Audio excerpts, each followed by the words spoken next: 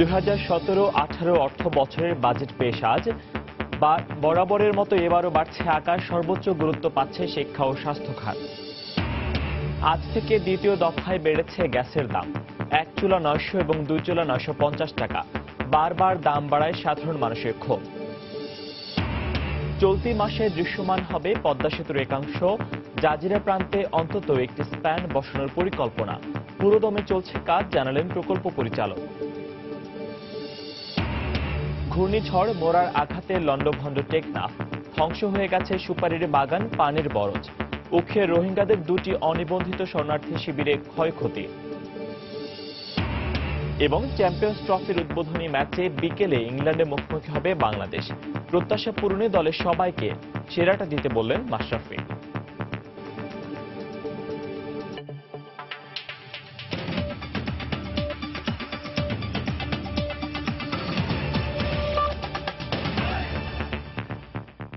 সময় সংবাদে সঙ্গে আছি আমি ফয়সাল মোর্শেদ। শুরুতে 2017-18 অর্থ বছরের বাজেটের খবর। আজ ঘোষণা হচ্ছে দশম জাতীয় সংসদের চতুর্থ বাজেট।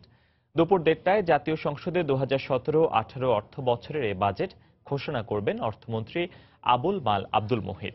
অর্থমন্ত্রী হিসেবে এটি তার 11তম ও বাংলাদেশের 47তম বাজেট।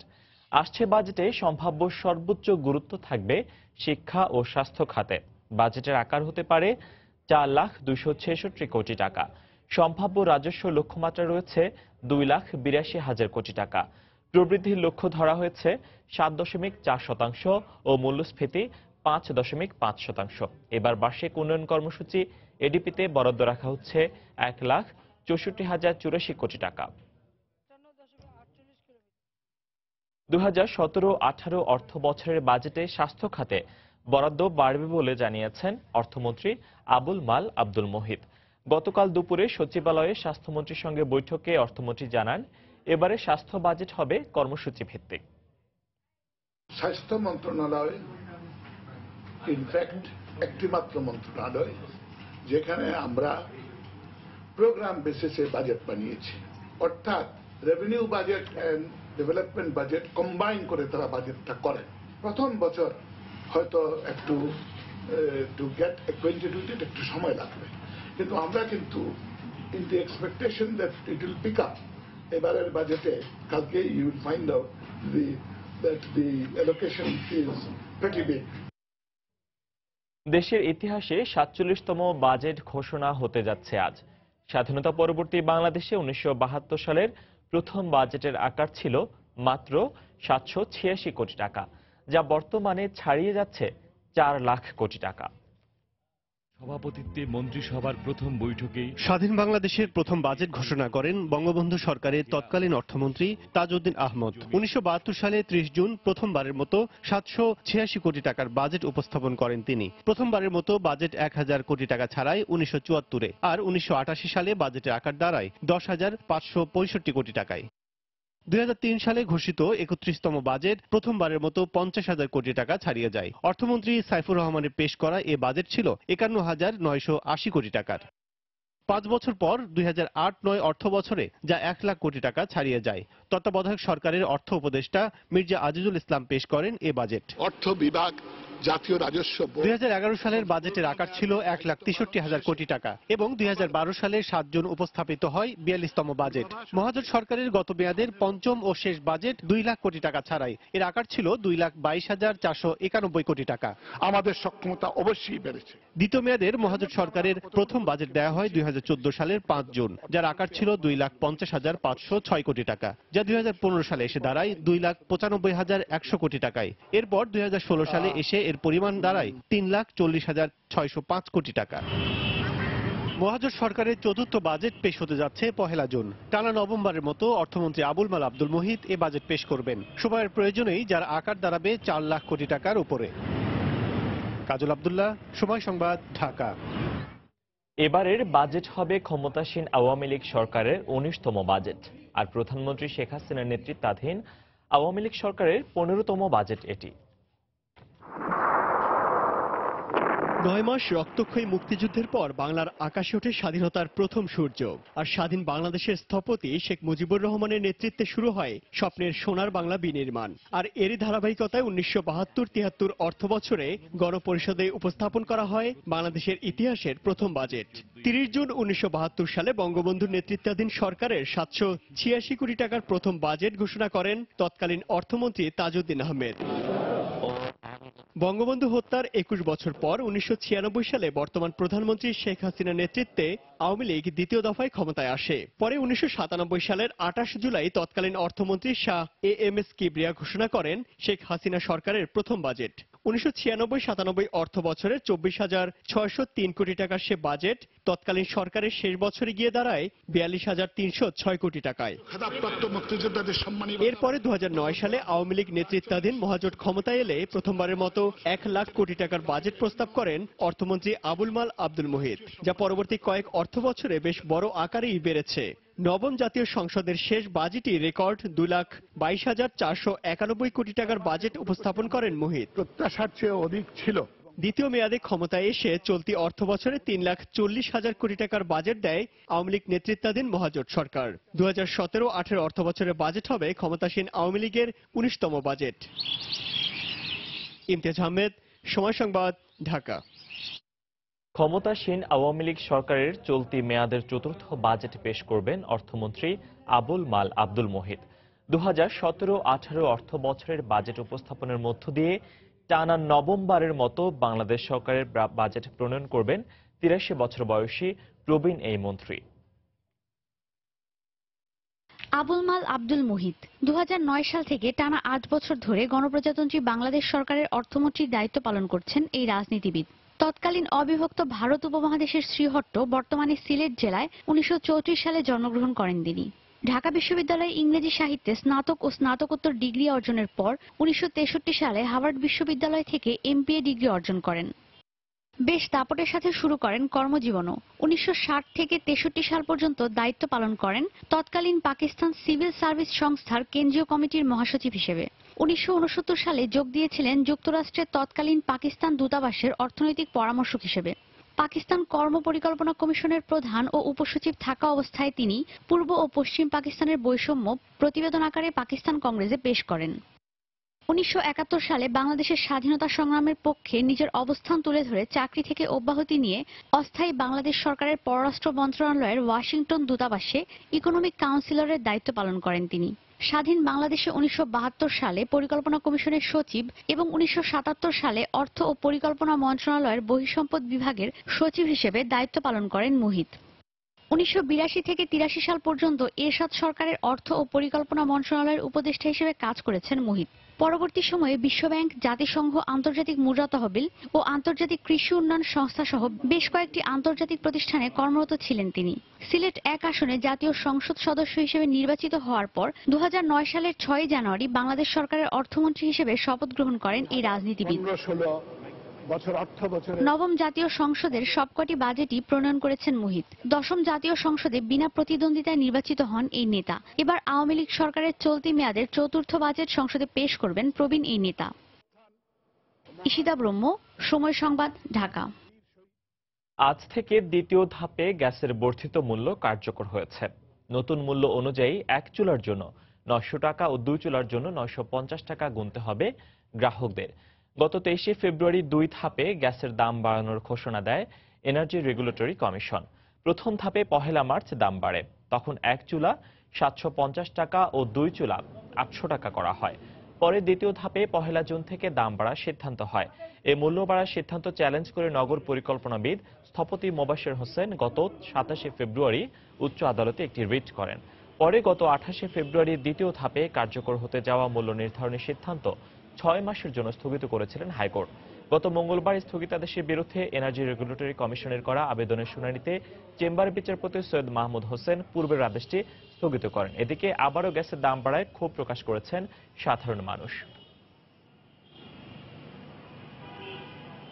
মধ্যবিত্ত তাদের জন্য সমস্যা না, যেখানে গ্যাসই থাকে না সেখানে যদি আবার এইভাবে বাড়ানো হয় তাহলে সমস্যা না। গ্যাসের দাম যে বাড়ছে তাই না, গ্যাসের সাথে সাথে অন্যান্য জিনিসপত্রের দামও বাইরে গেছে, তাহলে তো আমাদের বিশেষ সমস্যা হয়ে যাচ্ছে। বাড়ামারি পোষাতে পারতেছি না, মনে করেন যে অবস্থা শুরু হয়েছে দেয়া যায় নিজে মানে একবেলা খেলে আরেকবেলা উপোস থাকতে হবে।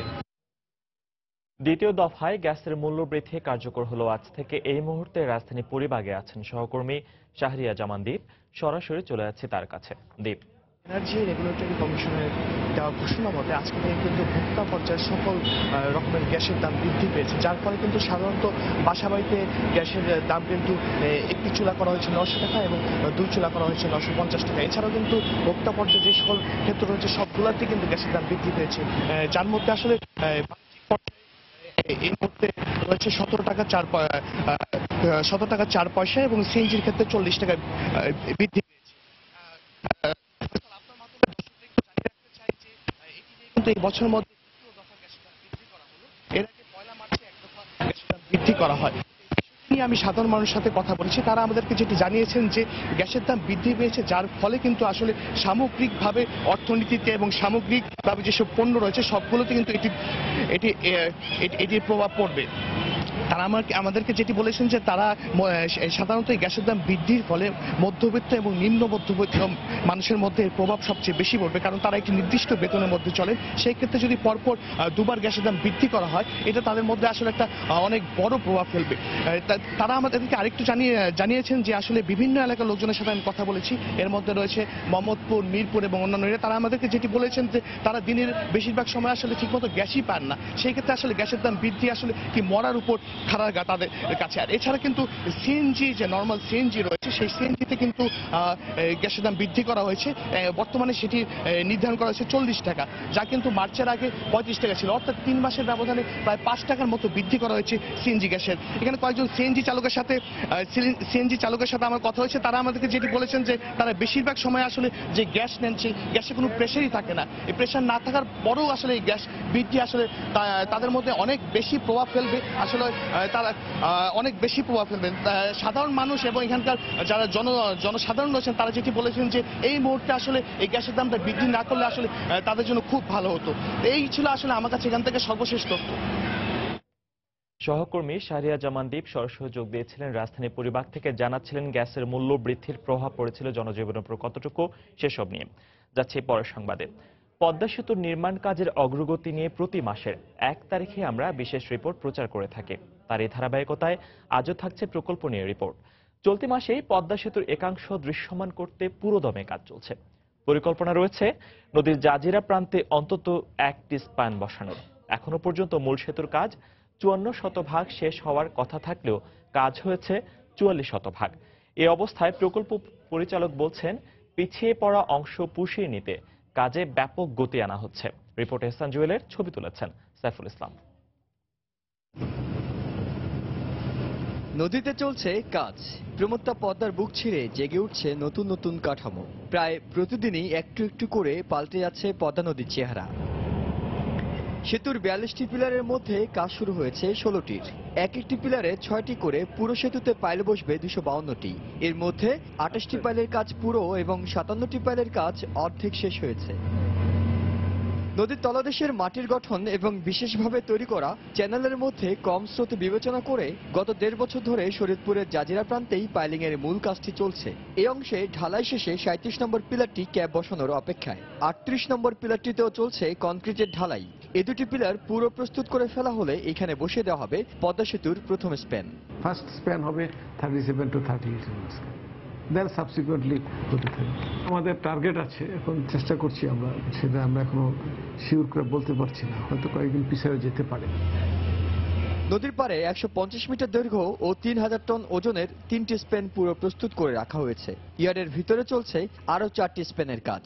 এইসব স্প্যান দিয়ে 2টি পিলারের মধ্যে সংযোগ স্থাপন করা হবে, যার নিচের অংশে চলবে ট্রেন আর উপরের অংশে অন্য যানবাহন। পিছিয়ে যাওয়া কাজ পুষিয়ে নেওয়ার ব্যাপারে আশাবাদী সংশ্লিষ্টরা। আমার তো দুইটা ওই টাইম ঠিক রাখতে গেলে আমি আমার রিসোর্স বাড়াইতে হবে, আমার ম্যান পাওয়ার, ইকুইপমেন্ট, ম্যাটেরিয়ালের রিসোর্স বাড়াইলে আমরা তখন চেষ্টা করছি যে আমরা যেন সময় মতো করতে পারি। এছাড়া জাজিরা প্রান্তে সেতু থেকে মূল সড়কে নামতে ভায়াডাক্টের 193টি পিলারের মধ্যে 103টি পিলার বসানোর কাজ শেষ হয়েছে।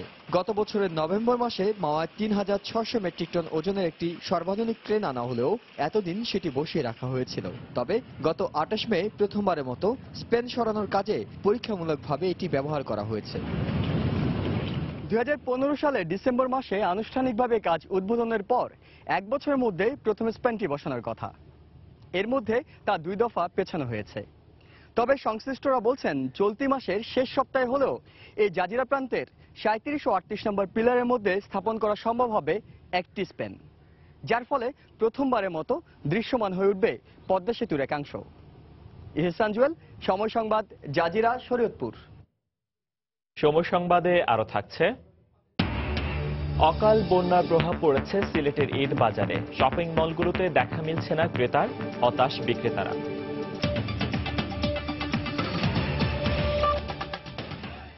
দুদিন পেরিয়ে গেলেও এখনো স্বাভাবিক হয়নি ঘূর্ণিঝড় মোরায় ক্ষতিগ্রস্ত কক্সবাজার জেলার সেন্ট মার্টিন, টেকনাফে শাহপুরী দ্বীপ, বাহারছড়া ও সাবরাঙের উপকূলীয় অঞ্চলের মানুষের জীবনযাত্রা। বাতাসের গতিবেগ বেশি থাকায় নষ্ট হয়ে গেছে সুপারি বাগান ও পানের বরজ। জীবিকা হারিয়ে তাই নিঃস্ব হয়ে পড়েছেন তারা। এদিকে দ্রুতই ক্ষতিগ্রস্তদের কাছে ত্রাণ সহায়তা পৌঁছে দেওয়ার আশ্বাস দিলেন উপজেলা নির্বাহী কর্মকর্তা। সাখাওয়াত টিপুর ক্যামেরায় বিস্তারিত জানাচ্ছেন কমল দে। 130 কিলোমিটার বেগে বয়ে যাওয়া ঘূর্ণিঝড় মোরার আঘাতে লন্ডভন্ড কক্সবাজারের টেকনাফ উপজেলার বিস্তীর্ণ জনপদ গত 3 দিনও স্বাভাবিক হতে পারেনি এখানকার জীবনযাত্রা। বিশেষ করে টেকনাফ উপজেলার সেন্ট মার্টিন, সাবরাং এবং শাহপুর দ্বীপের অবস্থা খুবই খারাপ। চরম মানবতা জীবনযাপন করছেন এখানকার বাসিন্দারা। তাদের অভিযোগ, গত 3 দিনও তাদের কোনো ত্রাণ সহায়তা দেওয়া হয়নি। আমাদের জলিপাড়া ক্ষতি হয়েছে, ঘর বাড়ি ক্ষতি হয়েছে, গাছ পড়ছে এই বাড়ির উপর। টাকা নাই, পয়সা নাই, বাড়ি ঘর সঙ্গ করতেছি, নিজে বাজার করতেছি, ঠিক আছে, কোনো সাহায্য মজুত পাই নাই।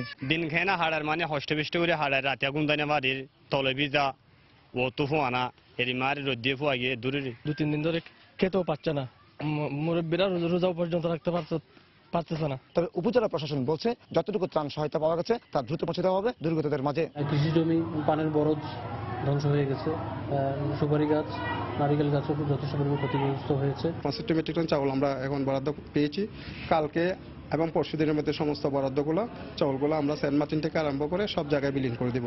এখন টেকনাফ পৌরসভার মধ্যে দিয়েছি। মঙ্গলবার সকালে 130 কিলোমিটার বেগে কক্সবাজার উপকূল অতিক্রম করা যায় ঘূর্ণিঝড় মোরা। আর এর ফলে কক্সবাজার জেলায় 15,000 ঘরবাড়ি সম্পূর্ণ বিধ্বস্ত এবং 35,000 ঘরবাড়ি আংশিক বিধ্বস্ত হয়েছে বলে জানিয়েছেন জেলা প্রশাসন। কক্সবাজারের টেকনাফ শাহপুরী দ্বীপ থেকে কমল দে, সময় সংবাদ। এদিকে ঘূর্ণিঝড় মোরার আঘাতে তছনছ হয়েছে উখিয়ার দুটি অনিবন্ধিত শরণার্থী শিবির। খোলা আকাশের নিচে মানবেতর জীবন যাপন করছেন মিয়ানমার থেকে বাংলাদেশে আশ্রয় নেয়া রোহিঙ্গারা। স্থানীয়রা বলছেন এই মুহূর্তে তাদের সাহায্য প্রয়োজন। সুজাউদ্দিন রুবেলের তথ্য ও মোহাম্মদ ফরাজের ছবি নিয়ে ডেস্ক রিপোর্ট।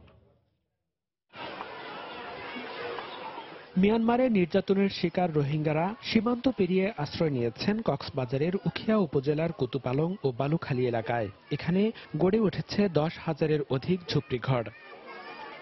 কিন্তু ঘূর্ণিঝড় মোরার আঘাতে এসব ঘর তছনছ হয়ে গেছে। ফলে খোলা আকাশের নিচে মানবেতর জীবন যাপন করছে তারা। বাত্তা থাইবেলা বাত থাই না পারি বাদে বাসা তাই সাকাম বা ফেলাই তাকে না বাড়ির হষ্ট গিয়ে গুড়া গুড়া ফাইন হতুন লই আর গদ্দর বানাইলে বিয়ে গই আজ 2 দিন হইছেন দিয়ার তো বাত্তা নে হারা নাই। বালুখালী রোহিঙ্গা যেদিন আছে এদিনের কথা আছে বইয়ারা মারি সব করে বিষয় ফেলাই। স্থানীয় জনপ্রতিনিধি জানালেন জরুরি ভিত্তিতে ক্ষতিগ্রস্ত রোহিঙ্গাদের মানবিক সহায়তা দেওয়া প্রয়োজন। প্রায় 7-8 হাজার ঘর সম্পূর্ণ বিধ্বস্ত হয়েছেন, পলিথিন উড়ে গেছেন, ওরা মানবতার জীবনযাপন করিতেছেন। এই মুহূর্তে সরকারি বেসরকারি এনজিও সংস্থা, আন্তর্জাতিক সংস্থার সাহায্য ইমিডিয়েট প্রয়োজন। উপজেলা নির্বাহী কর্মকর্তা জানালেন বিভিন্ন সংস্থার মাধ্যমে রোহিঙ্গাদের জন্য ত্রাণ সহায়তা প্রদান করা হচ্ছে। এখানে বেশ কিছু দেশি বিদেশি অর্গানাইজেশনস আছে, IOM আছে, শেড আছে, তারপরে ওয়ার্ল্ড ফুড প্রোগ্রাম আছে। তারা এখানে কন্টিনিউয়াসলি সাহায্য দিয়ে যাচ্ছে। তো এই ক্ষেত্রে তাদের সমস্যা হওয়ার কথা না, এবং আমরা বিষয়টা দেখছি তারা সাহায্য তাদের পেয়েই যাচ্ছে। উখিয়ার কুতুপালং ও বালুখালী অনিবন্ধিত শরণার্থী শিবিরে বসবাস করছে মিয়ানমার থেকে পালিয়ে আসা প্রায় লক্ষাধিক রোহিঙ্গা। সময় সংবাদ, কক্সবাজার। এদিকে ঘূর্ণিঝড় মোরায় ক্ষতিগ্রস্ত বাংলাদেশিদের জন্য ভারত সরকারের ত্রাণ সহায়তা পৌঁছেছে। সকালে ভারতীয় হাই কমিশনার হর্ষবর্ধন শ্রিংলা চট্টগ্রামের জেলা প্রশাসক জিল্লুর রহমানের কাছে এ ত্রাণ সামগ্রী হস্তান্তর করেন। সকাল 7:30টার দিকে বন্দরের 5 নম্বর জেটিতে ভারতের ত্রাণবাহী জাহাজ আইএনএস সুমিত্রা নোঙর করে। প্যাকেটজাত খাবার, তাঁবু ও ওষুধ নিয়ে আইএনএস সুমিত্রা বাংলাদেশে ঘূর্ণিঝড় মোড়ায় ক্ষতিগ্রস্তদের জন্য ত্রাণ সহায়তা নিয়ে আসে। এ সময় ভারতীয় হাই কমিশনার হর্ষবর্ধন শ্রিংলা জানান, যে কোনো প্রতিকূল অবস্থা মোকাবিলায় ভারত সরকার বাংলাদেশের পাশে থাকবে।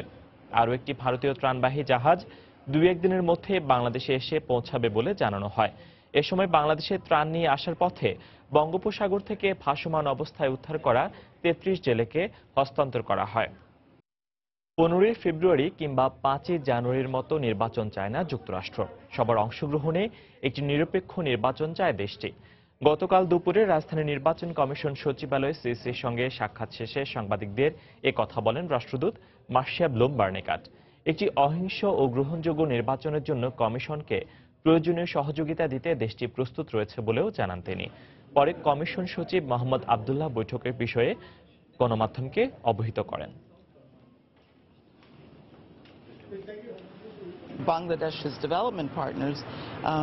বাংলাদেশের উন্নয়ন সহযোগী হিসেবে একটি অবাধ, সুষ্ঠু ও গ্রহণযোগ্য নির্বাচন অনুষ্ঠানে সব ধরনের সহযোগিতা দিতে প্রস্তুত যুক্তরাষ্ট্র।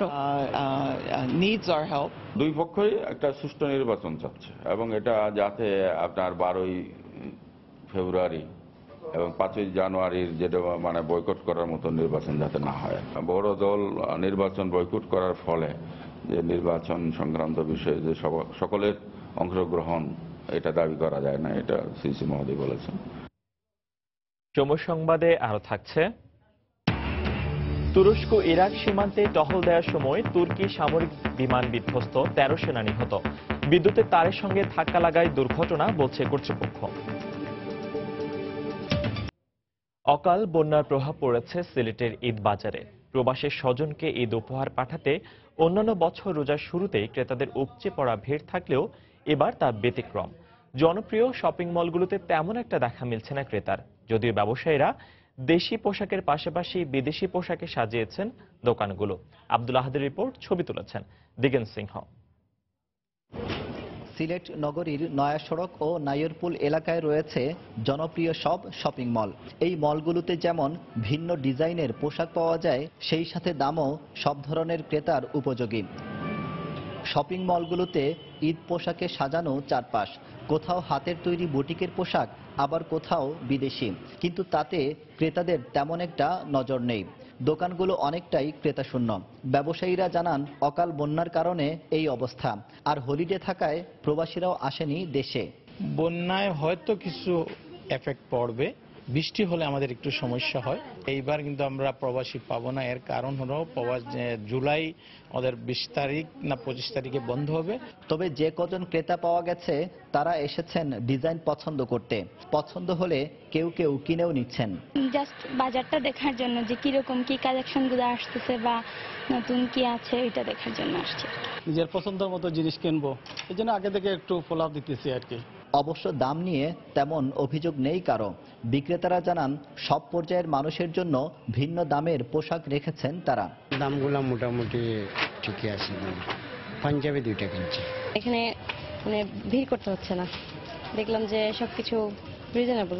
পাঞ্জাবি আছে 1150, 1050 থেকে আছে 2600, 2750, আর ড্রেস আছে 3600 টাকা পর্যন্ত ড্রেস আছে। সিলেটের সাথে মৌলভীবাজার, সুনামগঞ্জ ও হবিগঞ্জ জেলার দূরত্ব কম থাকায় সেখানকার ক্রেতারাও মনের মতো পোশাক কিনতে বিভাগীয় শহরে ভিড় করেন। আব্দুল আহাদ, সময় সংবাদ, সিলেট। 7 মাস পর হদিস মিলল রাজধানীর ধানমন্ডি থেকে অপহৃত ডাক্তার ইকবাল মাহমুদের। লক্ষ্মীপুরের বাড়ির পাশে ফেলে রেখে যায় অপহরণকারীরা। স্বজনরা জানান, বুধবার রাত 11:15টার দিকে ঢাকা লক্ষ্মীপুর সড়কে চোখ বেঁধে ফেলে রেখে যায় অপহরণকারীরা। ওই এলাকা থেকে স্থানীয় লোকজনের সহায়তায় বাসায় পৌঁছান ডাক্তার ইকবাল। অপহৃত হওয়ার পর গত 7 মাসই তাকে চোখ বেঁধে বিভিন্ন জায়গায় স্থানান্তর করা হয়েছে বলে জানায় তার স্বজনেরা। তবে ডাক্তার ইকবালের শরীরে নির্যাতনের কোনো চিহ্ন নেই বলেও জানান তার পরিবার। 2016 সালের 14 অক্টোবর রাত 3টার দিকে ঢাকার সায়েন্স ল্যাবরেটরির সামনে থেকে একটি সাদা মাইক্রোবাসে করে ডাক্তার ইকবালকে তুলে নিয়ে যায় অপহরণকারীরা। 28তম BCS উত্তীর্ণ হয়ে লক্ষ্মীপুর সদর হাসপাতালে কর্মরত ছিলেন ডাক্তার ইকবাল। রায়পুর ঢাকা রোডের পাশে তাকে কে বা কাহারা যেদিন তাকে অপহরণ করা হয় তখন যে তার চোখ বাঁধছে, এখানে চোখ বাঁধা অবস্থায় তাকে নামাই দিয়ে গেছে। তারপরে সে একটা অটো টেম্পুকে থামায় সেখান থেকে সে বাসায় আসে। রাজধানীর যাত্রাবাড়ির ধলপুর এলাকায় ছিনতাইকারীদের ধারালো অস্ত্রের আঘাতে জাহাঙ্গীর আলম নামে একজন নিহত হয়েছেন। ভোর 5:30টার দিকে এই ঘটনা ঘটে। প্রত্যক্ষদর্শীরা জানান, ফজরের নামাজের পর ধলপুর বউবাজারের পাশের রাস্তায় কয়েকজন অপরিচিত লোক এসে জাহাঙ্গীর আলমকে আঘাত করে পালিয়ে যায়। ঘটনাস্থলে তার মৃত্যু হয়। কিছুক্ষণ পর পুলিশ এসে রাস্তার পাশে পড়ে থাকা লাশ উদ্ধার করে থানায় নিয়ে যায়। তবে এই ঘটনায় এখনো কোনো মামলা দায়ের করা হয়নি। নিহত জাহাঙ্গীর যাত্রাবাড়ি ধলপুর এলাকায় পরিবার নিয়ে একটি বাসায় ভাড়া থাকতেন। সকালে নিজ জেলা কুমিল্লার উদ্দেশ্যে তিনি রওনা হয়েছিলেন বলে জানা গেছে। দেশের বাড়িতে যাওয়া ধরছে, ছিনতাই করছে, ছিনতাই করে ব্যাগ বুক নিয়ে গেছে, কয়েকটা কূপ দিছে, মারা গেছে রাত্রে।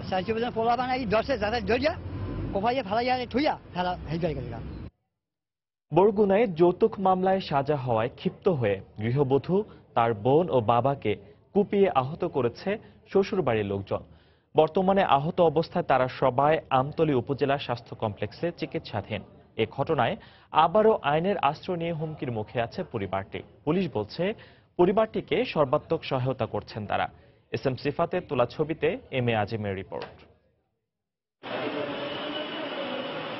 বিয়ের পর স্বামী ও শ্বশুরবাড়ির লোকজন যৌতুক দাবি করলে তাদের বিরুদ্ধে আদালতে মামলা দায়ের করেন বর্তমানে আহত অবস্থায় আমতলী উপজেলা স্বাস্থ্য কমপ্লেক্সে চিকিৎসারত আসমা।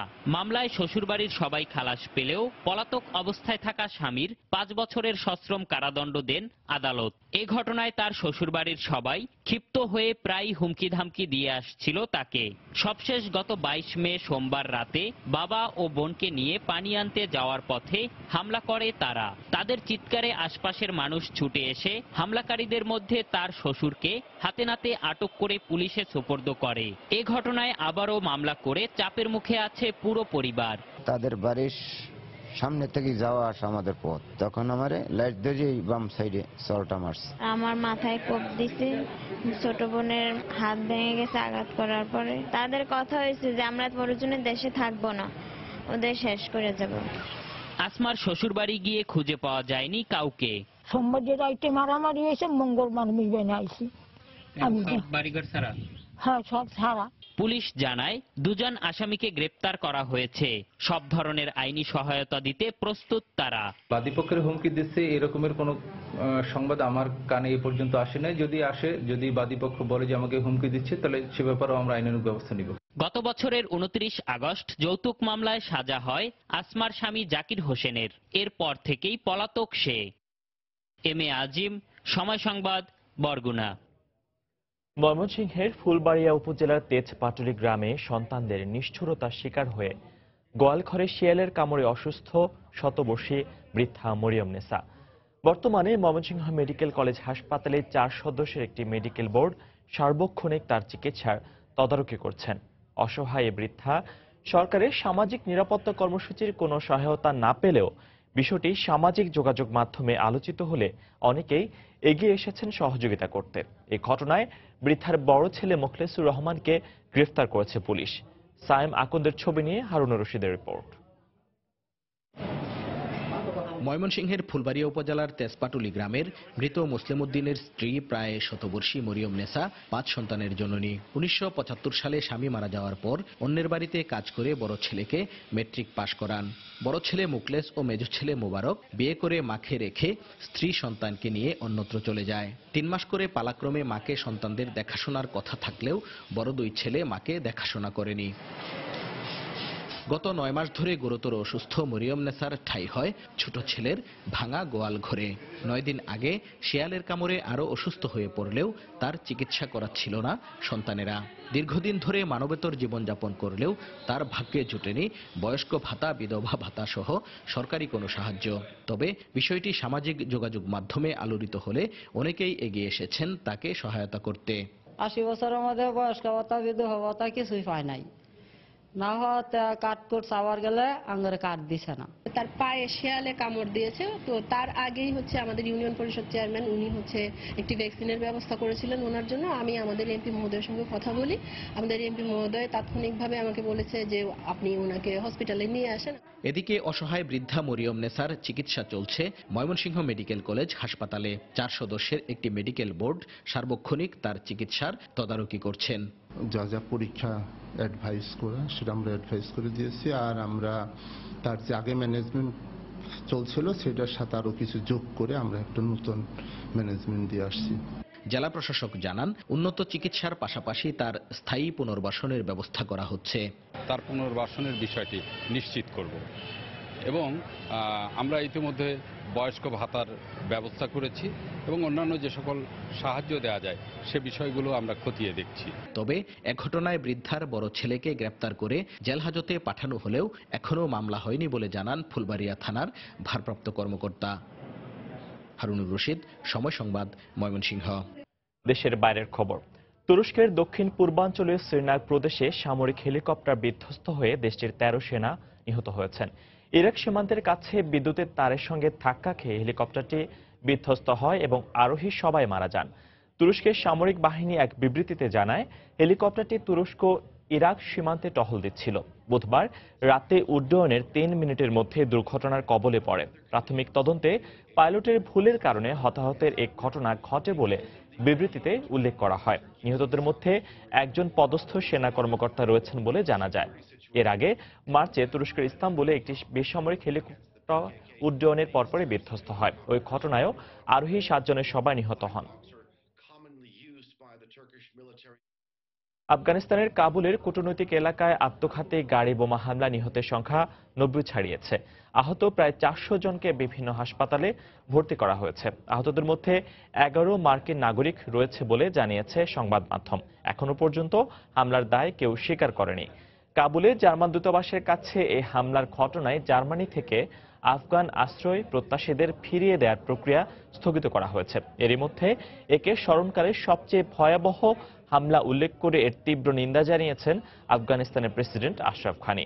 প্যারিসে আইফেল টাওয়ারের বাতি নিভিয়ে হতাহতদের প্রতি শ্রদ্ধা জানিয়েছে ফরাসি কর্তৃপক্ষ। ভারতের দিল্লির বিধানসভায় আম আদমি পার্টির বিধায়কদের মধ্যে হাতাহাতির ঘটনা ঘটেছে।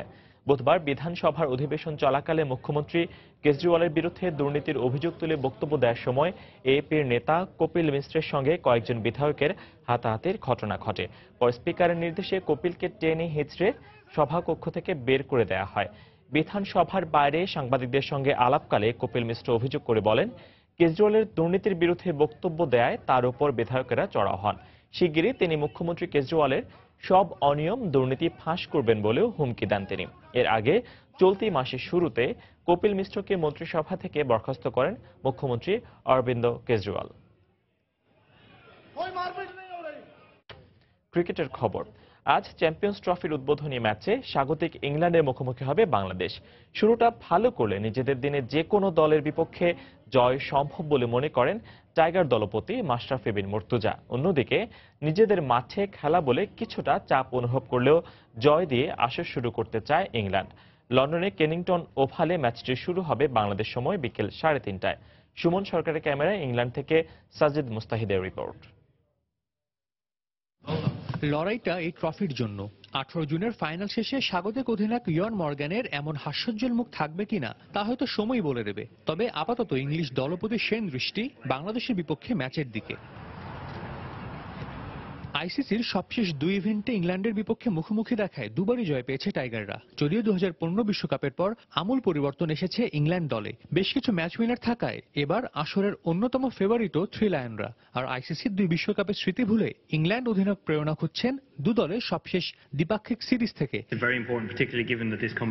স্বাগতিক হয় কিছুটা চাপ থাকছে আমাদের উপর। বাংলাদেশ আমাদের আইসিসির শেষ দুটি ইভেন্টে হারালেও গত বছর আমরা তাদের মাটি থেকেই সিরিজ জিতে এসেছি। অবশ্যই সেই জয় আমাদের আত্মবিশ্বাস যোগাবে। চ্যাম্পিয়ন্স ট্রফির উদ্বোধনী ম্যাচের আগে বাংলাদেশ ইংল্যান্ড দুদলই দাঁড়িয়ে এক মোহনায়। দক্ষিণ আফ্রিকার বিপক্ষে সিরিজ জিতলেও শেষ ম্যাচটির ব্যাটিং বিপর্যয় যেমন ভাবনার কারণ ইংল্যান্ডের, ঠিক তেমনি বাংলাদেশ অধিনায়ক মাশরাফির চিন্তার কারণ ভারতের বিপক্ষে প্রস্তুতি ম্যাচটি। তবে ভারতের বিপক্ষে ম্যাচটি আপাতত ভুলে যেতে চাইছেন মাশরাফি। আমি চাইবো না যে সবাই এটা নিয়ে বেশি চিন্তা করুক, স্পেশালি প্লেয়াররা, কারণ যদি এর আগের 5টা ম্যাচ দেখি আমরা, সেগুলোয় আমরা খুব ভালো ব্যাটিং করেছি। সো ওই ফিলিংসটা নিয়েই মাঠে খেলতে আসাই উচিত। ম্যাচের আগের দিন অনুশীলন করেনি টাইগাররা। ভারতের বিপক্ষে এমন হারের পর ইংল্যান্ডের বিপক্ষে মানসিক প্রস্তুতিকেই আদর্শ মনে করেছে টিম ম্যানেজমেন্ট। গুরুত্বপূর্ণ এই ম্যাচের আগে অবশ্য মনস্তাত্ত্বিক কোনো লড়াইয়ে যাননি টাইগার অধিনায়ক। তবে ইংল্যান্ডকে ফেভারিট মানলেও নিজ দলের ওপরও আস্থা রাখছেন ম্যাচ। স্টার্টটা যদি ভালো করতে পারি তো দেখা যাবে যে ওই প্রেশারটা রাখতে পারলে, শেষ পর্যন্ত রাখতে পারলে জেতা সম্ভব। আর ইংল্যান্ড এমন একটা সাইড, ওদের যে ধরনের প্লেয়ার আছে আমার কাছে মনে হয় শুধু স্টার্ট করলে হবে না, স্টার্ট তো মাস্ট করতে হবে, কিন্তু খেলাটা শেষ পর্যন্ত ধরে রাখতে হবে। আবহাওয়ার পূর্বাভাস বলছে বাংলাদেশ ইংল্যান্ড ম্যাচে বৃষ্টি হবার সম্ভাবনা নেই। মুখে না বললেও প্রত্যাশার চাপ ঠিকই থাকছে ইংল্যান্ডের উপর। অন্যদিকে বাংলাদেশও খুব একটা স্বস্তিতে নেই। এমন অবস্থায় চ্যাম্পিয়ন্স ট্রফি শুরু করার আগে দুদলই চাইবে নিজেদের সবশেষ ম্যাচের স্মৃতি ভুলে যেতে। যদিও নিজেদের মাঠ হওয়ায় কিছুটা এগিয়ে থাকবে ইংল্যান্ড, কিন্তু ইভেন্টটা আইসিসির বলেই উড়িয়ে দেওয়া যাচ্ছে না বাংলাদেশের সম্ভাবনাও। লন্ডনের কেনিংটন ওভাল থেকে সাজিদ মুস্তাহিদ, সময় সংবাদ, ইংল্যান্ড। আইসিসি চ্যাম্পিয়ন্স ট্রফি আয়োজনের জন্য এখন পুরোপুরি প্রস্তুত ইংল্যান্ড। শেষ হয়েছে সব রকমের প্রস্তুতি।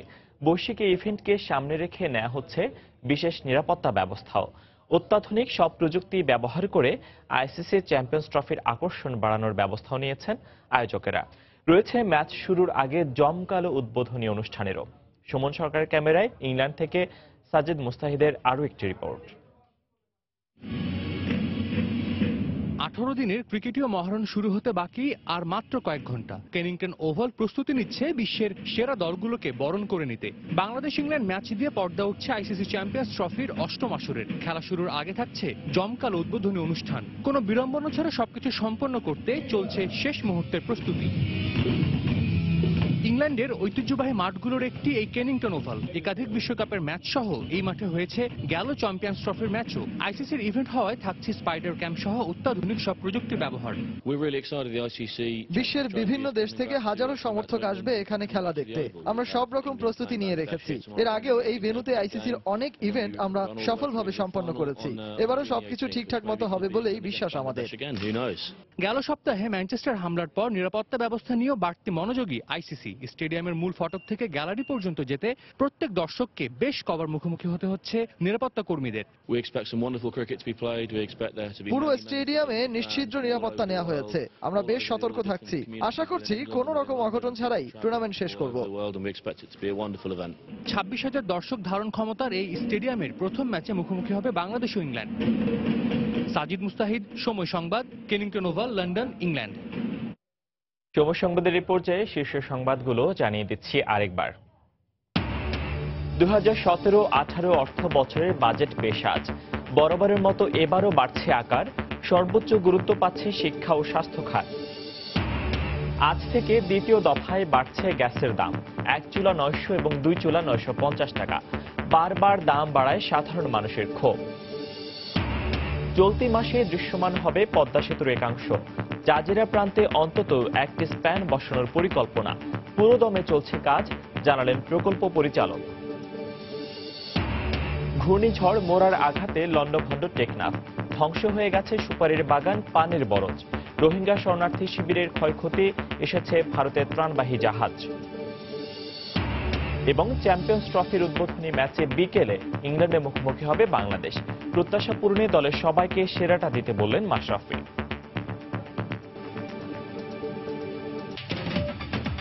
এই ছিল এখনকার মতো। যে কোনো খবর পেতে ভিজিট করুন সময়নিউজ.tv। যে কোনো বাংলা লিংক ও রবি নম্বর থেকে সময় সংবাদের খবর, অনুষ্ঠান সম্পর্কে জানতে এবং যে কোনো তথ্য সময় সংবাদকে জানাতে ডায়াল করুন 16242 নম্বরে। এছাড়া এইমাত্র পাওয়া খবর আপনার মোবাইলে পেতেন SMS করুন *BN লিখে পাঠিয়ে দিন 16242 নম্বরে। আর সঙ্গে থাকুন সময়।